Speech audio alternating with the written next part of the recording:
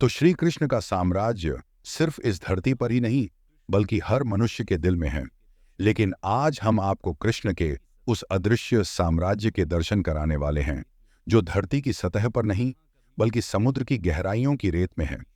जहां कभी श्री कृष्ण ने अपनी सत्ता की शुरुआत की थी, जहां का कण कण कृष्ण लीलाओं का साक्षी था, आज वहां सिर्फ समुद्र की लहरों का शोर सुनाई देता है। गोमती नदी और अरब सागर के संगम पर बसा विश्वास और इतिहास को जोड़ता ये नगर आज भी श्रद्धालुओं के लिए देवभूमि है। भारत के पश्चिमी तट पर लगभग 6,500 स्क्वायर किलोमीटर तक फैले गुजरात में सौराष्ट्र जिले की तरफ जब बढ़ते हैं तो दूर से ही आसमान को चीर कर सनातन धर्म का बखान करती धर्म ध्वजा यह संदेश देती हुई दिखती है कि यहां से साक्षात मोक्ष का पवित्र धाम शुरू होता है। यहां से हिंदू धर्म का तप तीर्थ शुरू होता है और यहीं से शुरू होता है द्वारकाधीश का साम्राज्य, जिसका कुछ हिस्सा आज समुद्र की गहराइयों में कहीं गुम सा हो गया है। आज हम आपको श्री कृष्ण के द्वारका शहर की खोज के विषय में बताने वाले हैं, जो अद्भुत है, अकल्पनीय है, अविश्वसनीय है, जिसे स्वयं श्री कृष्ण ने बसाया था, जहां पर वह अपनी प्रजा के साथ रहते थे, जहां उनका राजपाट था। लेकिन आखिर ऐसा क्या हुआ था कि यह पूरा साम्राज्य समुद्र की अनंत गहराइयों में समा गया? तो चलिए जानते हैं इसके पीछे के रहस्य को। The second city of Dwarka, a legend on A myth. कई द्वारों का शहर द्वारका भारत के 7 पवित्र तीर्थ स्थलों में से एक है। यह न केवल धार्मिक रूप से बल्कि पुरातात्विक रूप से भी महत्वपूर्ण है। गुजरात राज्य में सौराष्ट्र प्रायद्वीप के पश्चिमी सिरे पर स्थित द्वारका 4 धामों में से एक और यात्रा के लिए सप्तपुरी शहर यानी 7 पवित्र शहरों में से एक के रूप में जानी जाती है। हालांकि द्वारका की पौराणिक और ऐतिहासिक पृष्ठभूमि रहस्य में डूबी हुई है। इसकी पौराणिक पृष्ठभूमि को देखें तो हम पाएंगे कि भगवान विष्णु के 8वें अवतार कृष्ण ने इसे बसाया था। श्रीमद् भागवत के पवित्र ग्रंथ के अनुसार कृष्ण का जन्म मथुरा की जेल में हुआ था, लेकिन उनके पिता वासुदेव उनकी सुरक्षा को देखते हुए उन्हें गोकुल ले आए, जहां उनका पालन पोषण हुआ, जहां वो गोपियों और राधा के साथ रासलीला रचाते बड़े हुए। वहीं पर उन्होंने अपने मामा माँ और मथुरा के क्रूर राजा कंस का वध किया। कंस के ससुर जरासंध के 18 बार मथुरा पर आक्रमण करने के कारण वह सारी प्रजा को लेकर पश्चिम की ओर निकल गए, जहां पर भगवान श्री कृष्ण ने एक द्वीप शहर स्थापित करने का निर्णय लिया। पौराणिक ग्रंथों की माने तो श्री कृष्ण ने द्वारका बसाने के लिए समुद्र देवता से जमीन ली और महान आर्किटेक्चर विश्वकर्मा से रातों रात द्वारका का निर्माण करवाया। विशाल दीवारों से घिरी यह नगरी वास्तुकला की बेहतरीन मिसाल थी। धन दौलत से समृद्ध इस नगर के दरवाजे सोने के थे। हिंदू पुराणों की माने तो द्वारका का निर्माण कृष्ण ने कुश स्थली नामक स्थान के निकट किया था। शहर तेजी से उभरा। इसमें लगभग 900 महलों में हजारों लोग रहते थे। शहर पूरी तरह से किलेबंद था और केवल जहाज द्वारा ही यहां तक पहुंचा जा सकता था। लेकिन श्री कृष्ण ने जिस शहर को इतने प्यार से समुद्र के बीच में बसाया, वह शानदार शहर उसी समुद्र में डूब गया। द्वारका का यह खोया हुआ शहर आज दुनिया भर में चर्चा का विषय बन गया है। लेकिन सवाल अभी भी वही है कि यह डूबा कैसे। दोस्तों, द्वारका नगरी के डूबने के पीछे कई तरह की कहानियां और मिथक फैले हुए हैं। महाभारत के अनुसार श्री कृष्ण पांडवों की तरफ से महाभारत के युद्ध में शामिल हुए थे और इस युद्ध में पांडवों की जीत हुई थी और कौरवों की हार। 100 पुत्रों के शोक से दुखी गांधारी ने क्रोध में आकर श्री कृष्ण को श्राप दे दिया कि जिस तरह कौरवों के वंश का नाश हुआ है, ठीक उसी प्रकार पूरे यदुवंश का भी नाश होगा। धीरे धीरे द्वारका में हालात तनावपूर्ण होने लगे। उसके पश्चात सभी यदुवंशी आपस में लड़कर मरने लगे थे। सभी यदुवंशियों की मृत्यु के बाद बलराम ने भी अपना शरीर त्याग दिया। बलराम के देह त्यागने के बाद श्री कृष्ण उदास होकर वन में विचरण करने लगे। घूमते घूमते वे एक स्थान पर बैठ गए और गांधारी द्वारा दिए गए श्राप के बारे में विचार करने लगे और फिर एक पेड़ की छांव में बैठ गए। इसी समय जरा नामक एक शिकारी का बाण उनके पैर में आकर लगा, जिसने दूर से उनके पैर के अंगूठे को हिरण का मुख समझकर बाण चला दिया था। जब वह शिकारी शिकार उठाने पहुंचा तो श्री कृष्ण को देखकर क्षमा मांगने लगा। कान्हा ने उसे अभयदान देकर देह त्याग दी। अर्जुन को कृष्ण के देह त्याग का जब संदेश मिला तो वह बहुत दुखी हुए। इसके बाद अर्जुन ने द्वारका पहुंचकर वासुदेव जी से कहा कि वह नगर में शेष बचे सभी लोगों को हस्तिनापुर चलने की तैयारी का आदेश दें। फिर अर्जुन ने प्रभास क्षेत्र जाकर सभी यदुवंशियों का अंतिम संस्कार किया।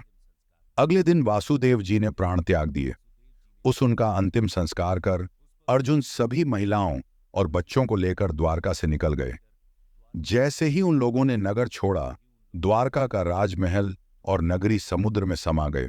प्रचलित कहानियों के मुताबिक माता गांधारी के अलावा दूसरा श्राप ऋषियों द्वारा श्री कृष्ण के पुत्र साम को दिया गया था।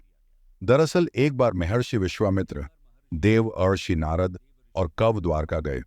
तब यादव वंश के कुछ लड़के ऋषियों के साथ उपहास करने के प्रयोजन से श्री कृष्ण के पुत्र साम को स्त्री वेश में ले गए और ऋषियों से कहा कि यह स्त्री गर्भवती है। आप इसके गर्भ में पल रहे शिशु के बारे में बताइए कि क्या जन्म लेगा। ऋषियों ने अपना अपमान होता देख श्राप दिया कि इसके गर्भ से मुसल उत्पन्न होगा और उस मुसल से समस्त यदुवंशी कुल का विनाश होगा।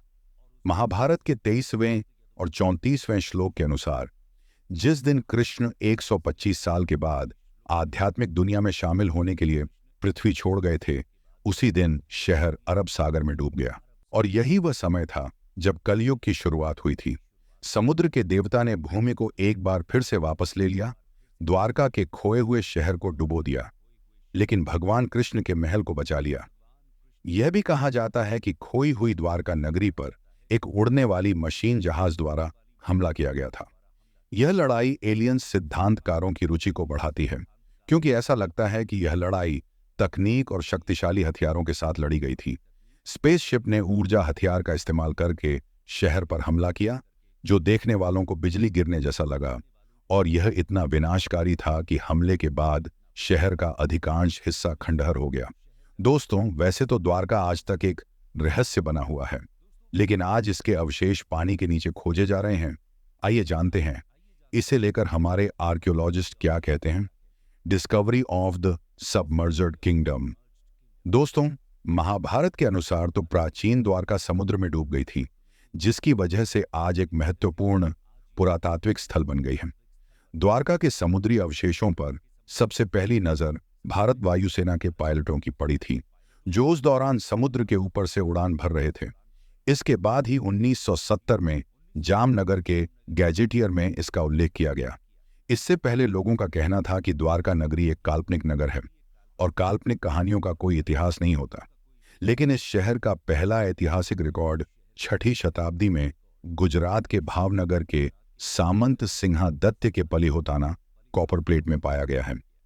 यह शिलालेख द्वारका के सौराष्ट्र के पश्चिमी तट की राजधानी में है, और इसमें सबसे महत्वपूर्ण यह है कि इसमें कहा गया है कि श्री कृष्ण यहाँ रहते थे।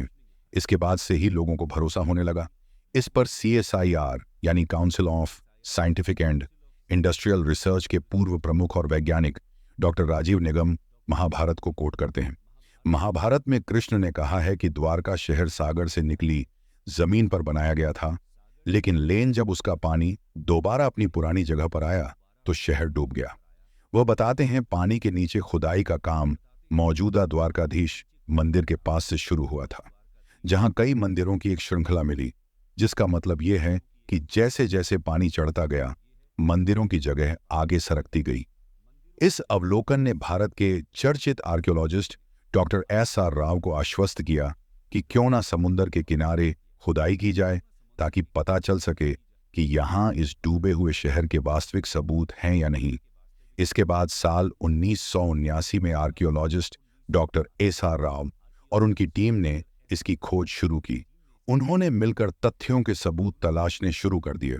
बता दें कि SR राव कहते हैं कि जिस बात ने उन्हें द्वारका में अनिश्चित उत्खनन के लिए सबसे ज्यादा प्रेरित किया, वह था महाभारत की तिथि और उसके ऐतिहासिक तथ्यों को लेकर उठ रहा विवाद।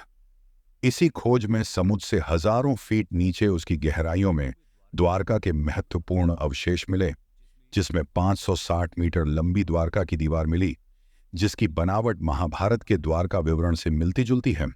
पौराणिक ग्रंथों में मिले विवरण के अनुसार द्वारका में कुल 50 खंभे थे।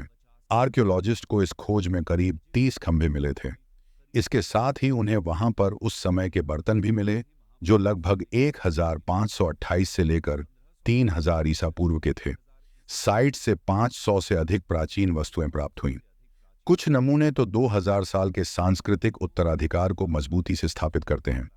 पत्थर के ब्लॉक, खंभे और सिंचाई प्रणालियों की खोज की गई। हालांकि इन खोजों की वास्तविक तारीख पर अभी भी विवाद चल रहा है, लेकिन यह सभी सबूत इस बात को प्रमाणित करते हैं कि कृष्ण नगरी द्वारका कोई काल्पनिक कहानी नहीं है, वो असल में मौजूद थी। इस खोज को लेकर भारतीय समुद्र वैज्ञानिकों का कहना है कि भारत के पश्चिमी तट पर मिले पुरातात्विक अवशेष 9000 साल से भी अधिक पुराने हो सकते हैं। 2005 में the archaeological survey of India द्वारा द्वारका नगरी की खोज फिर से आरंभ की गई। भगवान श्री कृष्ण की नगरी से जुड़े दावों और अनुमानों के वैज्ञानिक कसौटी पर कसने का समय आया। साल 2007 में जब कच्छ की खाड़ी के पास समुद्र तटीय क्षेत्र में पुरातत्व विशेषज्ञों ने नौसेना के गोताखोरों की मदद से समुद्र के भीतर उत्खनन कार्य किया और वहां पड़े चूना पत्थरों के खंडों को भी ढूंढ निकाला। भारतीय पुरातत्व सर्वेक्षण के समुद्री पुरातत्व विशेषज्ञों ने इन दुर्लभ नमूनों को देश विदेशों की पूरा प्रयोगशालाओं को भेजा। मिली जानकारी के मुताबिक यह नमूने सिंधु घाटी सभ्यता से कोई मेल नहीं खाते, लेकिन यह इतने प्राचीन थे कि सभी दंग रह गए। नौसेना के गोताखोरों ने 40,000 वर्ग मीटर के दायरे में यह उत्खनन किया और वहां पड़े भवनों के खंडों के नमूने एकत्र किए, जिन्हें आरंभिक तौर पर छूना पत्थर बताया गया था। पुरातत्व विशेषज्ञों ने बताया कि यह खंड बहुत ही विशाल और समृद्ध शलीनगर और मंदिर के अवशेष हैं। भारतीय पुरातत्व सर्वेक्षण के निदेशक A.K. सिन्हा के अनुसार द्वारका में समुद्र के भीतर ही नहीं बल्कि जमीन पर भी खुदाई की गई थी और 10 मीटर गहराई तक किए गए। इस उत्खनन में सिक्के और कई कलाकृतियां भी प्राप्त हुईं। डॉक्टर आलोक त्रिपाठी कहते हैं कि साल 2007 में विस्तृत खुदाई की गई है। मैं इस प्रोजेक्ट का निदेशक था। यहां हमें 10 मीटर की एक जगह में खंडहर मिले जिन्हें समंदर ने तबाह कर दिया था। हमने तकरीबन 2 नॉटिकल मील गुना 1 नॉटिकल मील इलाके का हाइड्रोग्राफिक सर्वे करवाया। इस इलाके के हाइड्रोग्राफिक सर्वे के डाटा से पता चलता है कि नदी का प्रवाह बदल रहा है। नौसेना के साथ चलाए गए इस तीसरे अभियान के शुरुआती नतीजों की जानकारी देते हुए भारतीय पुरातात्विक सर्वेक्षण के समुद्री पुरातात्विक विशेषज्ञों ने बताया कि इन दुर्लभ नमूनों को देश में ही नहीं बल्कि विदेश की प्रयोगशालाओं को भेजा गया और वहां से मिली जानकारी और कार्बन डेटिंग शोध के मुताबिक यह नमूने 9500 साल पुराने हैं। विदेशी वैज्ञानिक भी इस बात को जानकर हैरान थे। इन सैंपल्स को विदेशी प्रयोगशालाओं में भेजने का असली मकसद यही था कि इन पर किसी भी तरह का कोई शक न रहे। इस स्थान पर बड़ी संख्या में लंगर पाए गए, जिससे पता चलता है कि द्वारका एक ऐतिहासिक बंदरगाह था और उसने 15वीं से 18वीं शताब्दी तक भारतीय और अरबी क्षेत्रों के बीच व्यापारिक संपर्कों में भूमिका निभाई होगी।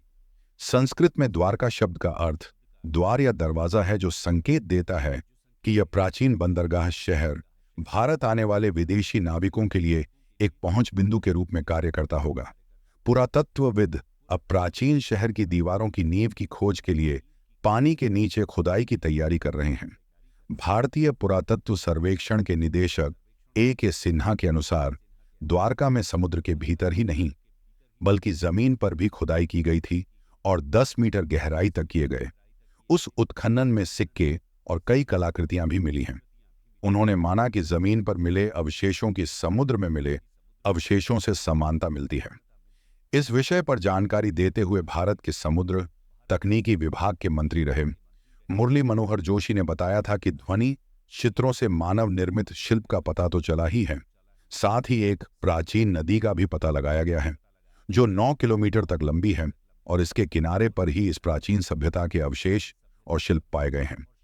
समुद्र तल से जो शिल्प निकाले गए उनका भी कार्बन डेटिंग शोध किया गया, जिससे यह पता चला कि वह भी करीब 9000 साल पुराने हैं।